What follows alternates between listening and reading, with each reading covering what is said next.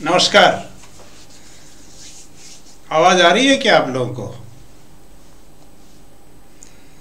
अब मैं नंबर आपको एक दे देता हूं पहले, उस नंबर पे मुझे बता सकते हैं आप। ये देखिए, ये स्क्रीन पे आपको एक नंबर दिख रहा होगा। मलिक प्रिंसिपल AKG महाविद्यालय।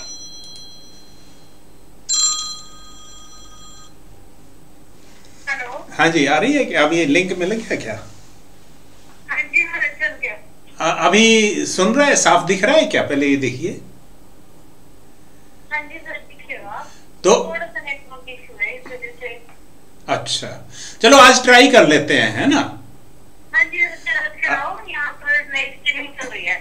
हाँ, अगर ठीक आज कामयाब होता है तो फिर इसको कंटिन्यू कर लेंगे, नहीं तो फिर मुझे कल आना ही होगा। बच्चों को निराश नहीं करूंगा मैं, है ना? ओके। तो नंबर ये एक और लिखा है, अगर डॉक्टर साहब का फोन उनको देना है तो किसी भी फोन से ये ऊपर नंबर लिखा है लैंडलाइन का। हाँ जी। तो आप इस पे डायल कर सकते हैं, ठीक है ना? तो अभी कितने बच्चे बैठे हैं? सर बैठे हैं 30 के राउंड। ओके, तो अभी एक बार पूछिए, जो पहले कराया था उसका हल्का सा रिवीजन करें, इनको थोड़ा फ्रेश अप हो जाए, या सीधा परफेक्ट टेंसेस शुरू कर दूं? बेटा जो पीछे ने कराया था उसकी रिवीजन करनी है कि स्टार्ट कराना आगे? परफेक्ट टेंस स्टार्ट कराए या फिर जो रिवाइज कराया था उसकी रिवीजन कराए? सर पूछ रहे हैं आप लोगों से, रिवीजन कराए? सर एक बार रिवाइज करा दो। ओके, तो मैं एक हल्का सा रिप्लाई देना, ठीक है? ठीक। हाँ बच्चों, देखिए अब शुरू करते हैं। प्रेजेंट सिंपल और प्रेजेंट कंटिन्यूअस हमने सबसे पहले किया था। अगर मेरी आवाज में कुछ दिक्कत है तो बता दीजिए, नहीं तो मैं जूम करता हूं। इंडेफिनेट भी कहते हैं इसको, सॉरी। इसमें हम उन सिचुएशंस को लिखते हैं जिसमें हमें कोई यूनिवर्सल ट्रुथ बतानी हो, कोई साइंटिफिक फैक्ट बताना हो, किसी का व्यवसाय बताना हो, किसी का स्वभाव और आदत बतानी हो, या फिर कोई भी काम जो नियमित रूप से होता हो, रेगुलर रूटीन से होता हो। इसके जो स्ट्रक्चर है उसमें स्ट्रक्चर, अच्छा हम जब बात करेंगे स्ट्रक्चर की तो सिर्फ वर्ब की फॉर्म की लेंगे, क्योंकि अदरवाइज तो जो सामान्य वाक्य होते हैं उनमें सबसे पहले सब्जेक्ट आता है, और अगर वो इंटेरोगेटिव है तो उसमें हेल्पिंग वर्ब पहले आ जाती है, और जिस टेंस में हेल्पिंग वर्ब लगती नहीं है उसमें हेल्पिंग वर्ब हमें अपने आप से लगानी होती है। जैसे प्रेजेंट सिंपल के लिए जो हेल्पिंग वर्ब है वो डू है, और जो पास्ट सिंपल है उसके लिए डिड है। अब देखिए, प्रेजेंट सिंपल का जैसे एक सेंटेंस हम लें कि पानी 100 डिग्री सेल्सियस पर उबलता है। ये क्योंकि वैज्ञानिक तथ्य है, प्रेजेंट सिंपल में बनेगा। तो सबसे पहले हम सब्जेक्ट को लेंगे, वो है वाटर। फिर वर्ब हमारी होती है बॉयल, जिसका मीनिंग होता है उबलना, और फिर लिखेंगे एट 100 डिग्री सेल्सियस। ये हुआ। लेकिन इसमें एक और जो ध्यान रखने की बात है वो ये है कि जब आपका ये जो सब्जेक्ट है ये थर्ड पर्सन सिंगुलर हो, यानी सिंगुलर हो आई को छोड़कर, कोई और सिंगुलर हो। यू के केस में भी आप प्लूरल ही मानते हैं, उसको सिंगुलर नहीं मानते। जैसा इसमें वाटर है, ये थर्ड पर्सन सिंगुलर है, तो ये जो वर्ब है इसके एंड में आपको एस लगाना है, तब ये सेंटेंस आपका सही होगा। Water boils at 100 degree Celsius. इसमें ये एस लगा, कई बार यहां पर ईएस भी लगता है इसकी जगह। ईएस उस अवस्था में लगता है, ये ई बड़ा हो गया है, इसमें टाइपिंग का चक्कर है। चलो देखिए, ईएस भी लगता है। कब लगता है ईएस? जब जैसे ये आपकी जो वर्ब थी प्राइमरी, जो बेसिक फॉर्म थी वो थी BOIL, इसमें एंड में आया है एल। अगर एंड में किसी की बेस फॉर्म के वर्ब के एंड में SH हो या फिर CH हो, S हो, O या X, इन 5 में से कोई एक हो आखिर में, तो आपने ES लगाना है, नहीं तो S लगाना है। इसका जो नेगेटिव बनता है नोट लगाना है आपको, और वो नोट सब्जेक्ट और वर्ब के बीच में लगेगा। यहां आपको नोट लगाना चाहिए, तो वो नोट अकेला नहीं लगेगा, हेल्पिंग वर्ब साथ में लगेगी। और इस टेंस में जो हेल्पिंग वर्ब होती है वो डू होती है, और उसके बाद आप लगाएंगे नोट। लेकिन इसमें एक और बात यह है कि अगर आपका जो सब्जेक्ट है वो थर्ड पर्सन सिंगुलर है, और जिसमें कि आप अगर नेगेटिव सेंटेंस ना हो तो SEIS लगाते हैं। जब आप नेगेटिव सेंटेंस बना देंगे उसको, तो ये जो SEIS है ये यहां से हट जाएगा, यहां से हटके और इस डू के एंड में लगेगा। अब डू जो वर्ब है उसमें आखिर वाला जो लेटर है वो O है, और O इन 5 में से एक है, इसका मतलब ES लगेगा। तो ये बनेगा water does not boil at 100 degree Celsius, ये बन जाएगा सेंटेंस। और अगर इंटेरोगेटिव है तो ये जो हेल्पिंग वर्ब थी इसको आप पहले लिख देंगे, तो आपका सेंटेंस उस केस में बन जाएगा डज, फिर W छोटा बन जाएगा, does water boil at 100 degree Celsius, ऐसे बन जाएगा। और हां, फुल स्टॉप नहीं लगेगा, फिर आपका क्वेश्चन मार्क लगेगा। तो विशेष पॉइंट क्या है कि जब ये SEIS हेल्पिंग वर्ब के एंड में लग गया तो फिर मेन वर्ब पे नहीं लगेगा, ये भी विशेष पॉइंट है। तो ये मुझे लगता है कि आपको ये क्लियर हुआ होगा। अब देखिए कंटिन्यूअस में क्या होता है। कंटिन्यूअस जो टेंस है प्रेजेंट का, वो सही में ही प्रेजेंट है, यानी उसमें हम उन घटनाओं को लेते हैं जो कि जिस समय हम बोल रहे हैं या जिस समय हम लिख रहे हैं उस समय वो घटना घट रही है। वो रूटीन में नहीं होती है, लेकिन वो उस समय घट रही है। जैसे मान लिया गीता वैसे तो कबड्डी खेलती है, लेकिन आज वो फुटबॉल खेल रही है, तो जो रूटीन में वो काम करती है उसको तो आप लिखेंगे प्रेजेंट इंडेफिनिट में। तो इसको लिखा जाएगा गीता प्लेज कबड्डी, ये बन गया कबड्डी। गीता कबड्डी खेलती है, रूटीन में खेलती है।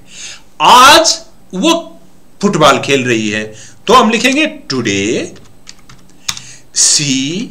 अब यहां पर प्लेज नहीं लिखेंगे क्योंकि ये तो आज कर रही है, वो ये टेम्परेरी नेचर का काम है।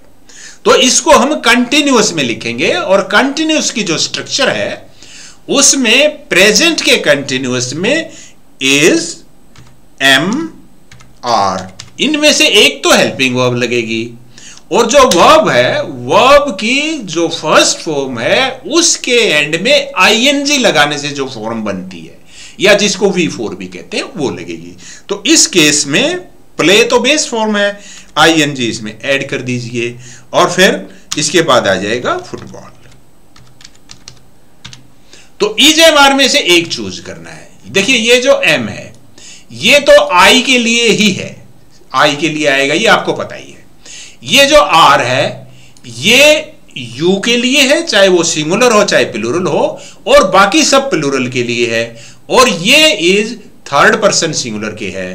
तो C क्योंकि थर्ड पर्सन सिंगुलर है इसलिए C इसमें लगेगा। Today she is playing football. अगर ये नहीं का वाक्य है तो हेल्पिंग वर्ब और मेन वर्ब के बीच में नोट लगा दीजिए बस।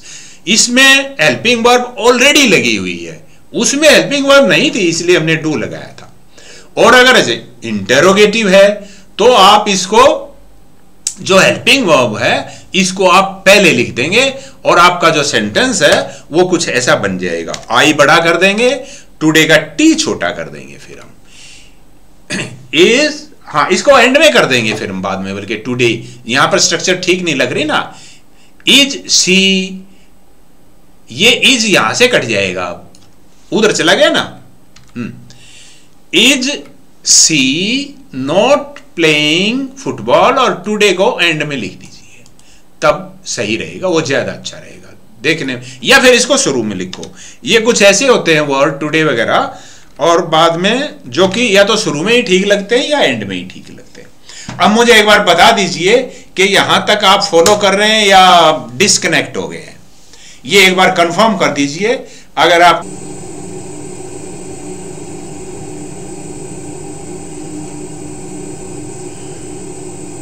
ओके, ठीक है राकेश जी, आपके कमेंट भी आ गए हैं। एनीवे, आगे चलते हैं। अभी देखिए ये सेंटेंस लीजिए और थोड़ी प्रैक्टिस कीजिए। This doctor never attend the patients at his home. देखिए इसमें जो नेवर वर्ड आया है, इससे पता लग रहा है कि ये रूटीन की बात है, सिर्फ अब की बात नहीं है। तो ऑलवेज है, रूटीन है, नेवर है, ये ऐसे वर्ड है कि जिससे पता लगता है कि हमें प्रेजेंट इंडेफिनिट टेंस यूज करना है। तो यहां पर नेवर आ गया, पहले तो नेवर लगेगा ही, फिर ये क्योंकि ऑलरेडी नेगेटिव है, लेकिन ये डॉक्टर थर्ड पर्सन सिंगुलर है तो अटेंड्स आ जाएगा। आगे नाउ, नाउ है, इसमें नाउ का मतलब है ये टेम्परेरी नेचर की बात है, तो यहां पर हेल्पिंग वर्ब पहले दे के लिए आर हो जाएगी, और फिर प्ले आईएनजी लगा दीजिए, playing, they are playing football now. Okay, good.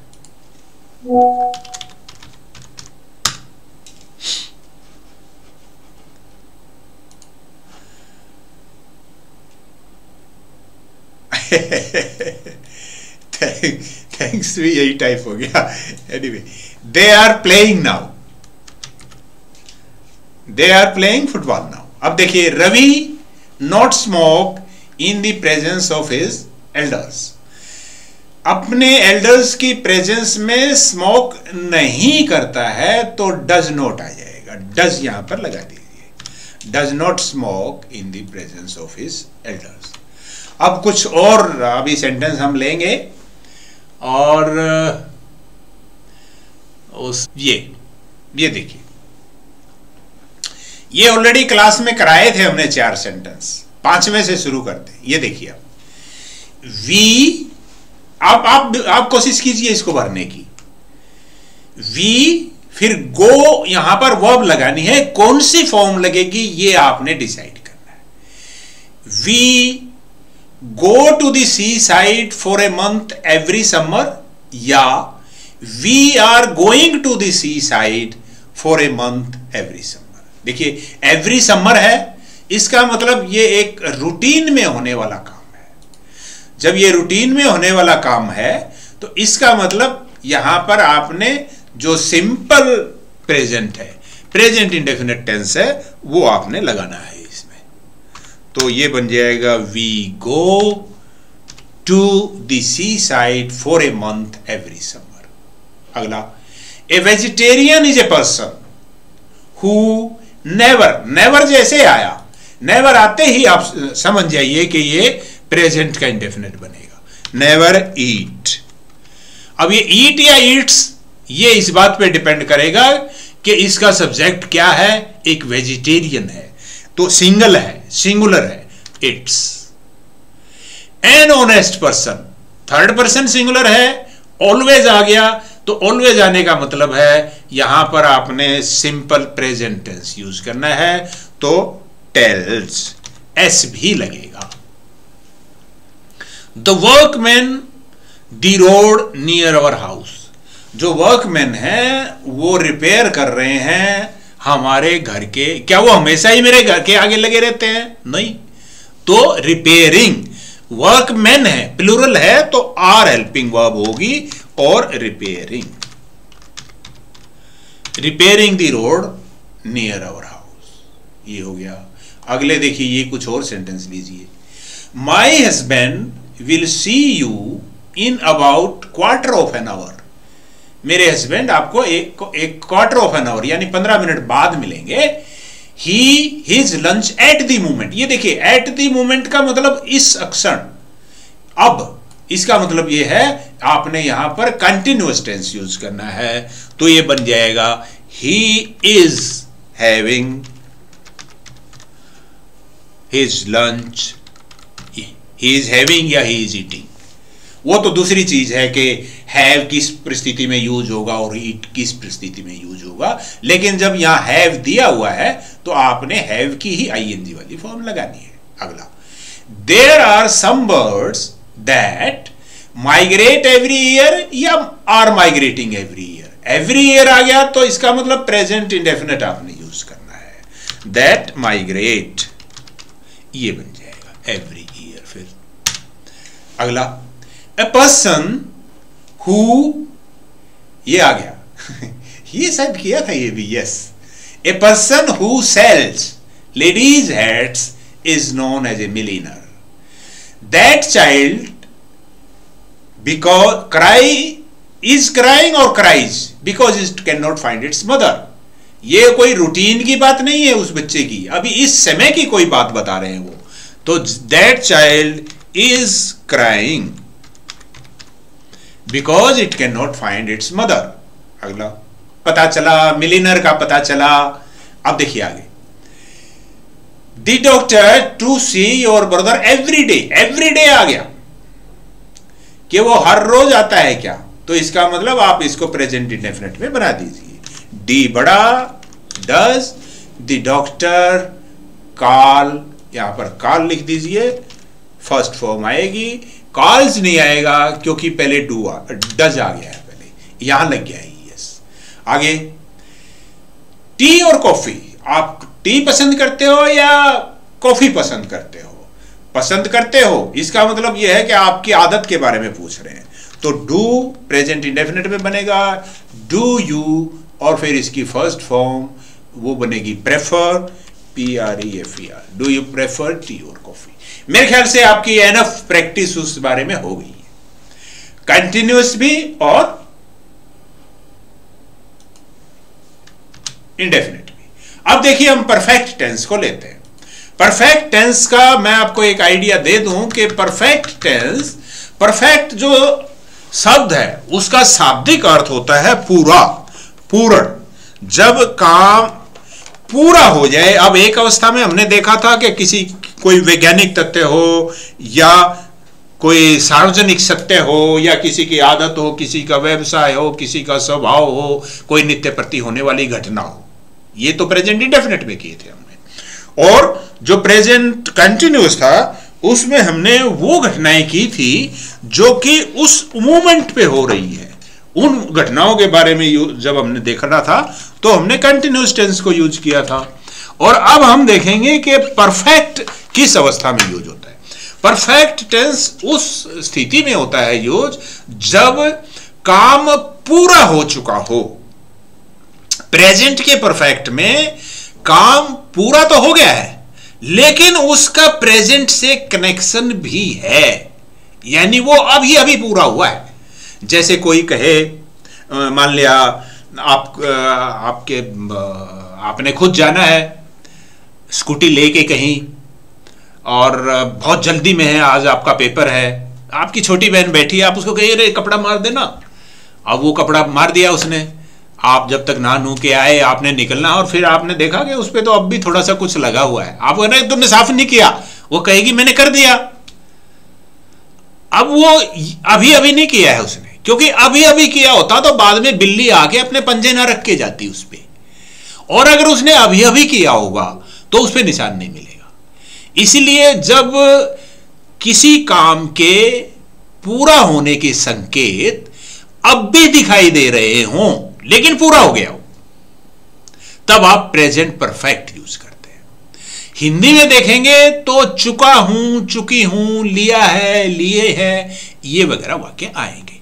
तो पास्ट इंडेफिनिट और प्रेजेंट परफेक्ट, उसमें यह फर्क है कि पास्ट इंडेफिनिट में तो काम पास्ट में कभी पूरा हुआ, पास्ट में कब पूरा हुआ ये नहीं पता, लेकिन पूरा हुआ।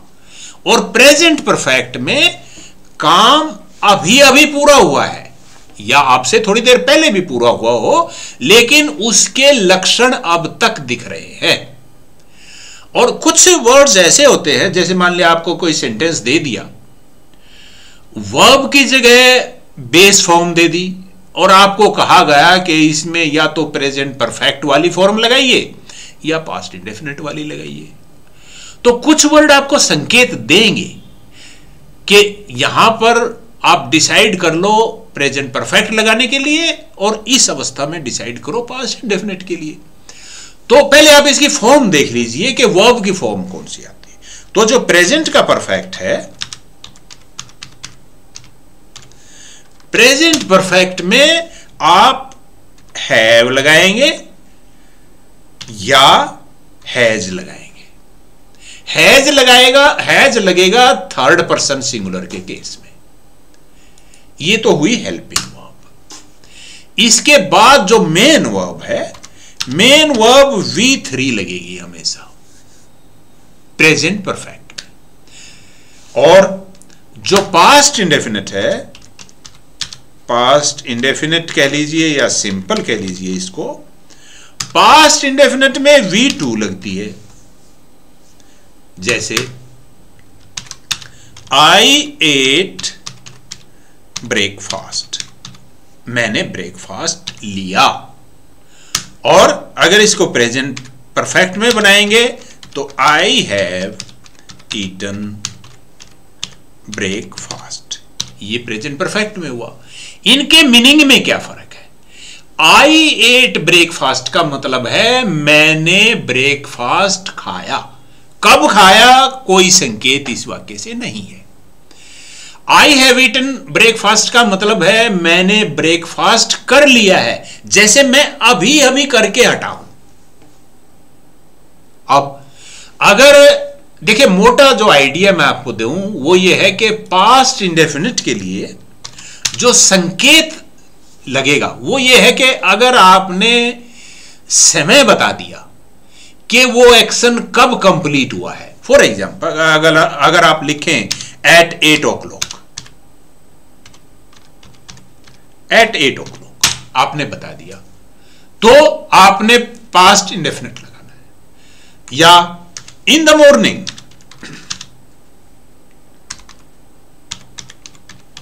आप बता रहे हैं कि ये एक्शन कब हुआ, तो आपने पास्ट इंडेफिनिट लगाना है। इसी तरह से मान लिया यस्टरडे, इससे पता लग रहा है कि कल खाया था आपने ब्रेकफास्ट। अगर ऐसे लिखा मिल जाए कि आपने कब किया है, एक पार्टिकुलर पॉइंट दे दिया जाए, तो आपने पास्ट इंडेफिनिट लगाना है। प्रेजेंट परफेक्ट किस अवस्था में लगेगा? प्रेजेंट परफेक्ट कुछ ऐसे वर्ड मिले जैसे just, I have just finished, I have just eaten my breakfast. Just का मतलब ही है कि बिल्कुल अभी अभी खत्म करके हटाई हूं, जस्ट आ गया। इसी तरह से ऑलरेडी आ जाए, ऑलरेडी का मतलब भी पहले ही खा चुका हूं, पहले ही का मतलब अभी अभी पहले। तो जस्ट, ऑलरेडी, स्टिल ये मिल जाए। नेगेटिव हो तो यट मिल जाए।